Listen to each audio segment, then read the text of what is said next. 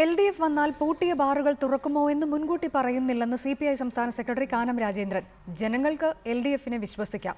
ഘട്ടം ഘട്ടമായി മദ്യലഭ്യത കുറയ്ക്കുന്ന തരത്തിൽ ശാസ്ത്രീയമായ നയം LDF രൂപീകരിക്കുമെന്ന് കാനം റിപ്പോർട്ടറിന്റെ ക്ലോസ് എൻകൗണ്ടറിൽ പറഞ്ഞു.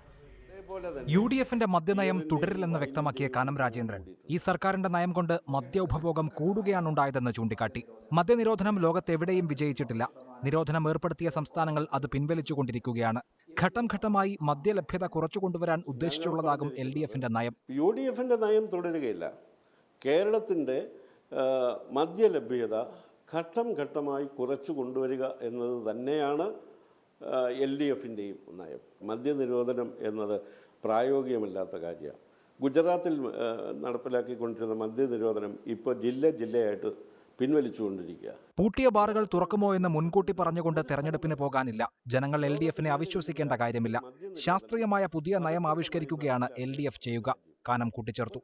ഇപ്പോൾ അഡ്വാൻസ് ആയിട്ട് ഞങ്ങൾ ഈ കാര്യങ്ങളെല്ലാം പ്രഖ്യാപിച്ച് പോകേണ്ട കാര്യമില്ല. ഈ ചാരായം നിരോധിച്ചിട്ട് ആന്റണി ജയിച്ചില്ലല്ലോ. അതുകൊണ്ട് മദ്യത്തിനെ പറഞ്ഞ് ഞങ്ങളെ ഭയപ്പെടുത്തണ്ട. ഞങ്ങൾക്കതിലൊരു ഭയവുമില്ല. LDFന്റെ മദ്യനയം വ്യാജമദ്യം തടയാനും കഞ്ചാവ് അടക്കമുള്ള ലഹരി പദാർത്ഥങ്ങളെ പ്രതിരോധിക്കാനും ഉദ്ദേശിച്ചുള്ളതാകുമെന്ന് കാനം ക്ലോസ് എൻകൗണ്ടറിൽ വിശദീകരിച്ചു. News desk reporter.